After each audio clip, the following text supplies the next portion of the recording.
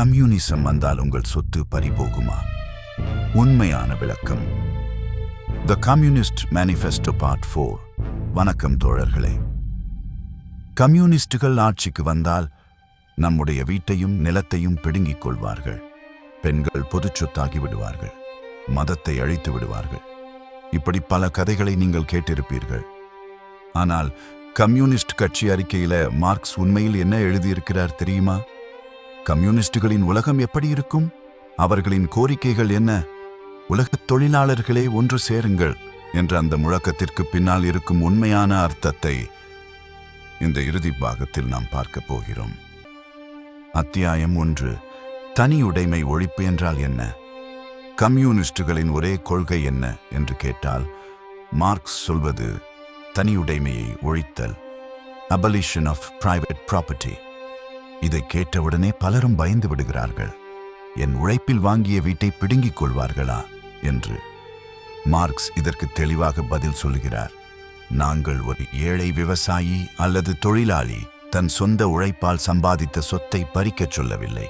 ஏனென்றால் முதலாளித்துவம் ஏற்கனவே அதை பறித்துவிட்டது.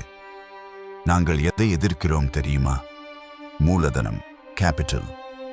எந்த சொத்தை வைத்துக்கொண்டு நீங்கள் மற்றவர்களின் உழைப்பை சுரண்டுகிறீர்களோ, ஆலைகள், பெரும் நிலங்கள், வங்கிகள், அதைத்தான் நாங்கள் பொது உடைமையாக்கச் சொல்கிறோம். சுருக்கமாகச் சொன்னால், உங்கள் வீடு உங்களுக்குத்தான், ஆனால் ஆலைகள் ஊருக்குச் சொந்தம். அத்தியாயம் 2. குடும்பம் மற்றும் பெண்கள். அடுத்த குற்றச்சாட்டு, கம்யூனிஸ்டுகள் குடும்பத்தை அழித்து விடுவார்கள், பெண்களை பொதுவாக்கி விடுவார்கள். மார்க்ஸ் சிரித்துக்கொண்டே கேட்கிறார், இன்றைய முதலாளித்துவ குடும்பம் எதன் அடிப்படையில் இருக்கிறது? பாசத்திலா? இல்லை, பணத்தின் அடிப்படையில். பெற்றோர்கள் தங்கள் பிள்ளைகளை லாபம் தரும் கருவிகளாக பார்க்கிறார்கள். பெண்கள் விற்பனை பொருளாக, கமாடிட்டி, நடத்தப்படுகிறார்கள். கம்யூனிஸ்டுகள் விரும்புவது என்னவென்றால், பெண்கள் வெறும் பிள்ளை பெறும் இயந்திரங்களாக இருப்பதை மாற்றி அவர்களை சுதந்திரமான மனிதர்களாக மாற்றுவதுதான். பெண்கள் மீதான பொருளாதார சார்பு, டிபெண்டன்சி ஒழிந்தால் மட்டுமே உண்மையான காதல் மற்றும் குடும்பம் உருவாகும். அத்தியாயம் 3.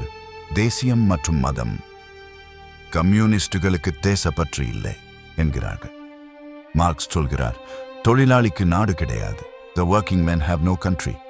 அவனிடமில்லாத ஒன்றை நீங்கள் எப்படி பறிக்க முடியும்?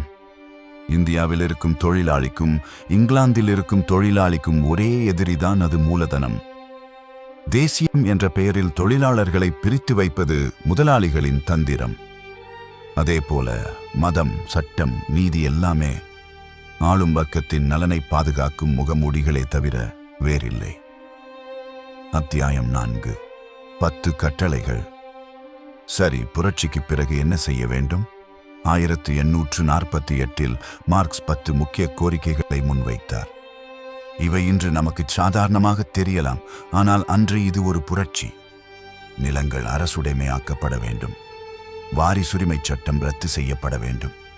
வங்கிகள் மற்றும் போக்குவரத்து அரசின் கட்டுப்பாட்டில் இருக்க வேண்டும். அனைவருக்கும் இலவச கல்வி. குழந்தை தொழிலாளர் முறை ஒழிப்பு. இன்று உலகம் முழுவதும் இலவச கல்வி, அரசு போக்குவரத்து என்று நாம் அனுபவிக்கும் பல உரிமைகளுக்கு வித்திட்டது இந்த அறிக்கைதான். முடிவுரை.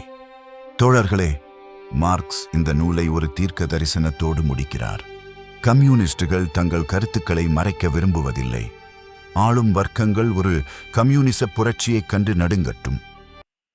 பாட்டாளிகள் இழப்பதற்கு தங்கள் அடிமைச் சங்கிலிகளை தவிர வேறு எதுவும் இல்லை. ஆனால் அவர்கள் வெல்வதற்கு ஒரு பொன்னுலகம் காத்திருக்கிறது. உலகத் தொழிலாளர்களே, ஒன்று சேருங்கள். இந்த நூல் 1848 எழுதப்பட்டது. ஆனால் சுரண்டல் இருக்கும் வரை, ஏழ்மை இருக்கும் வரை இந்த நூலின் தேவை இருந்து கொண்டே இருக்கும். நன்றி. புரட்சிகர வாழ்த்துக்கள். சிந்தியுங்கள். இது உங்கள் இடதுசாரி.